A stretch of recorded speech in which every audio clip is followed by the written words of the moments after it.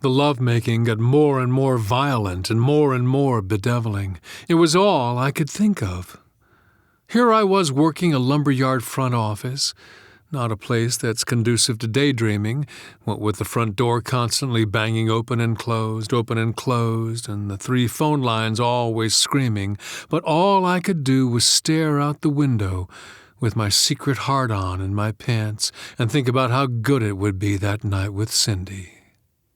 My boss, Mr. Axminster, he even remarked on it, said I was acting moony as a high school kid. He didn't say it in a very friendly way either. There was no bonus in my check at the end of that month. Stopped by a few times to see my folks. They looked sad when they saw me, probably not a whole lot different than they'd look if I'd died in a car accident or something. A real sense of loss. Their first and eldest torn away from them and made a stranger. I felt bad for them. I gave them long hugs and told them how much I loved them several times, but all they could do was say that I looked different somehow, and was I feeling all right, and did I ever think of going to old Doc Hempel for a physical? And of course I went back to the Parkinson cabin and the well. I say I. While most of the time I went with Cindy, sometimes I went alone. Figured that was all right now that I was with the program. I mean, I was one with Cindy and he, but I was also still myself. That's why I was alone when I got the Mex down by the railroad tracks. He was maybe 20, a hobo just off a freight, looking for shelter for the night. I'd been covering the tracks for the past hour, watching the lonesome stars roll down the lonesome sky, waiting for somebody just like him. The voice this time had suggested a knife. Said there was a great deal of difference in killing a man with a knife and killing a man with a gun. So I drove over to Walmart and got me the best hunting knife I could find, and here I was. I crouched beneath one of 3 boxcars sitting dead on the tracks. The Mex walked by. I let him get 10 feet ahead of me. Then I jumped him. Got him just under the chin with my forearm, and then slashed the knife right across the throat. Man, did he bleed. I just let him sink to the gravel. Blood was everywhere. He was grasping his throat and gasping, dumb brown eyes frantic and looking everywhere. I saw why this was different, and it was real different. With guns you were at one remove, impersonal, but this was real personal. I watched till I was sure he was dead. Then I drove back to my apartment and took a shower. 25 minutes later, I pulled up to Cindy's place and she came out. In the dome light, I could see she was irritated. I hope you plan to start by apologizing. I'm real sorry, Cindy. Almost 2 hours late. I said I'm sorry. Where were you? So I told her. You've been going up to the well alone? Somehow I'd sensed that she wouldn't like that. That's why I hadn't told her about it. I don't want you to do that anymore.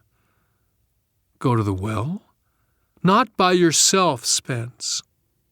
But why? Because. She looked out the window for a while. Said nothing.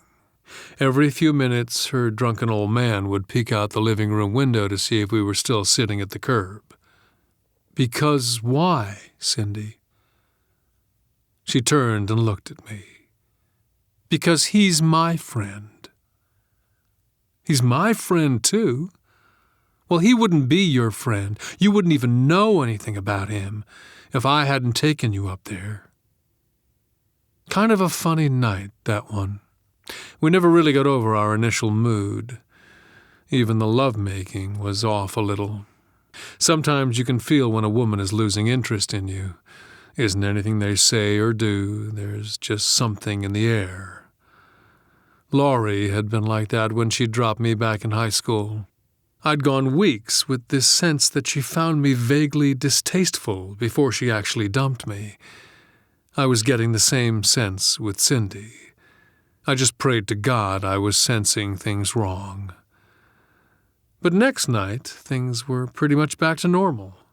Drove to an Italian restaurant in Iowa City, little place with candlelight and a chunky guy wandering around with a violin, a kind of make-up dinner. After that, we went straight back to my place and made up for all the great sex we'd missed out on the night previous. Or at least I did.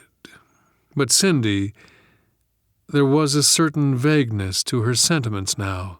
No passion in the I love yous, no clinging to me after we made love. Just before I took her home, she said, "Promise me you'll never go to the well again by yourself." God, I just don't understand what you're so upset about. Just promise me, Spence. All right, I promise. She kissed me with a tenderness that rattled me, that made me think that we were really going to be as tight and true as we'd once been. Next 2 visits to the well, we went together. By now, I knew why she always wanted to go there. It was addictive, that voice in your head, the sense that you were an actor in some cosmic drama you couldn't even begin to comprehend.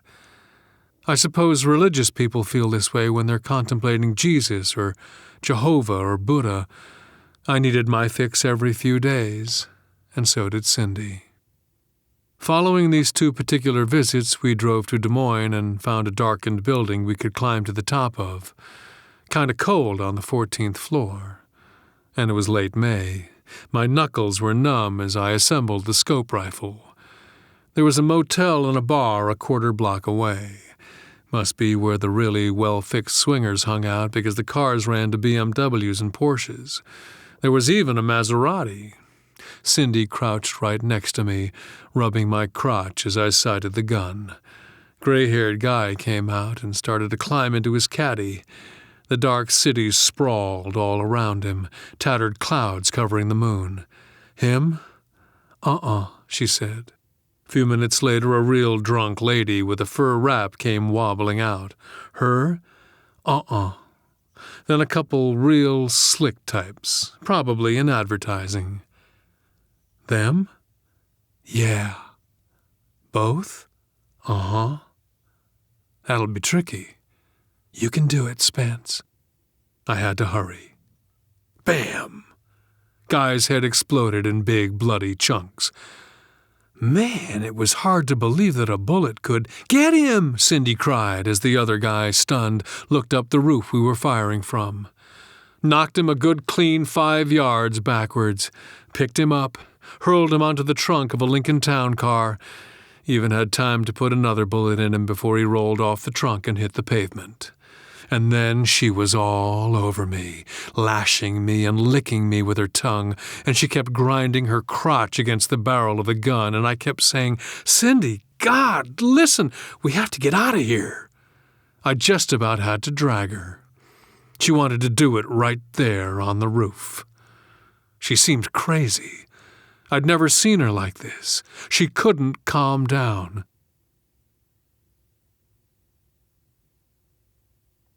We rolled out of Des Moines about 10 minutes later.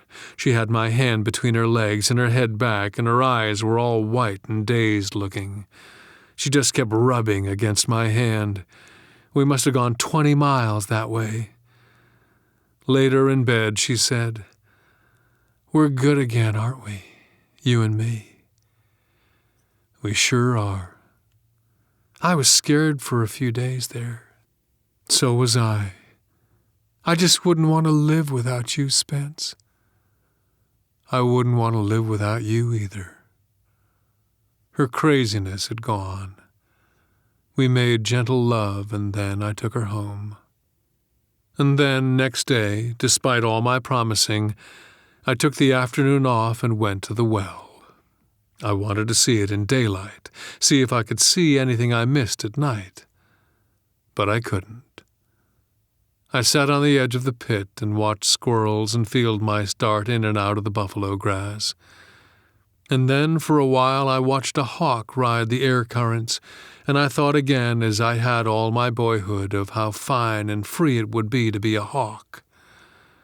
There was Indian lore that said that hawks were actually spies from another dimension, and that had always intrigued me. And then the voice filled my head. I turned around real fast so I could look down the well and see if the water boiled or bubbled when the voice spoke, but it didn't. Just dirty, brackish water. Still. Very still. But I wasn't still. I was agitated. I said, "No, that's not right. I won't do that." But the voice wouldn't let go. I tried to walk away, but something stopped me. I tried to shut the voice out, but I couldn't. I had to listen to his plan. His terrible, terrible plan. At dinner that night, a burger and fries with coupons at Hardee's, Cindy said, "I called you after school this afternoon." "Oh, I should have told you. You took off, huh?" "Yeah." "Where'd you go?" She wasn't real good at hiding her suspicions. "Iowa City." "How come?" I shrugged. "Check out one of the bookstores." "Which one?" "Prairie Lights." I guessed that was what you'd say. What's that supposed to mean? I figured you'd lie, and I figured it would have something to do with Iowa City, so I called some of the places you go, and one of the places I called was Prairie Lights, and guess what? What? They're closed down this week, doing some kind of remodeling. Bullshit. Bullshit yourself, Spence.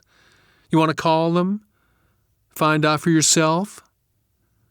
She leaned back on her side of the booth and crossed her arms over her chest. You went to the well, didn't you?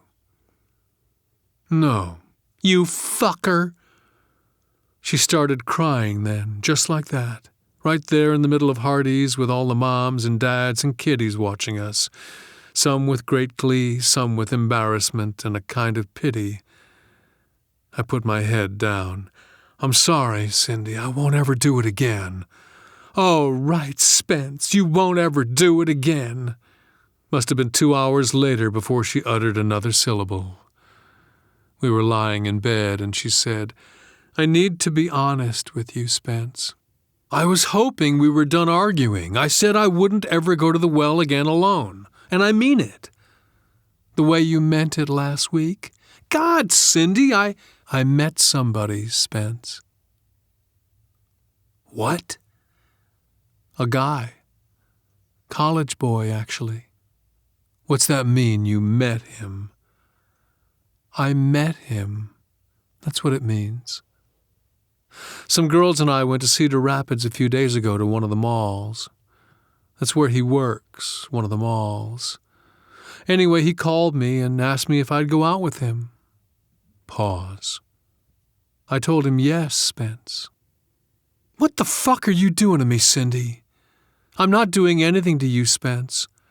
I'm just being a nice, normal 18-year-old girl who met a nice, normal young man who asked her out. We're going to get married.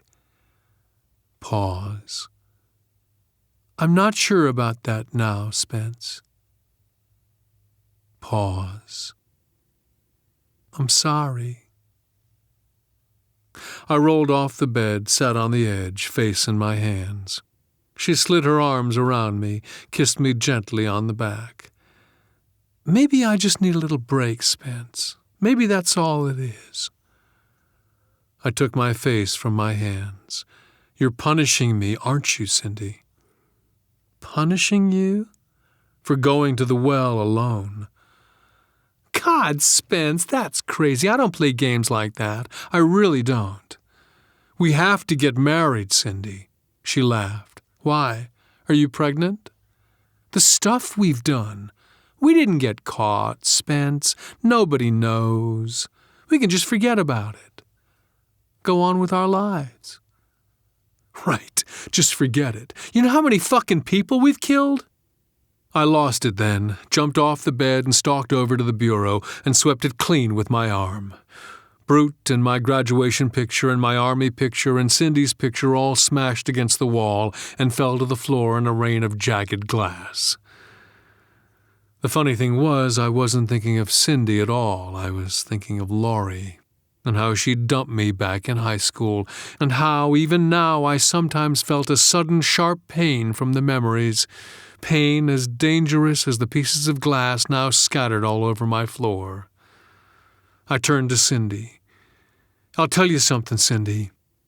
If you go out with this guy, I'll kill you." "God, that's real nice and mature, Spence. Maybe that's why I've lost interest in you. I thought that because you were older, you were an adult, but don't try and talk around it, Cindy. You heard what I said." She got up and started putting her clothes on. We hadn't made love, but we'd seemed on the verge of it, until she'd told me about this guy at the mall. "If you threaten me one more time, Spence, I'll go to the police. I swear I will." "Right. I will. You wait and see." I grabbed her.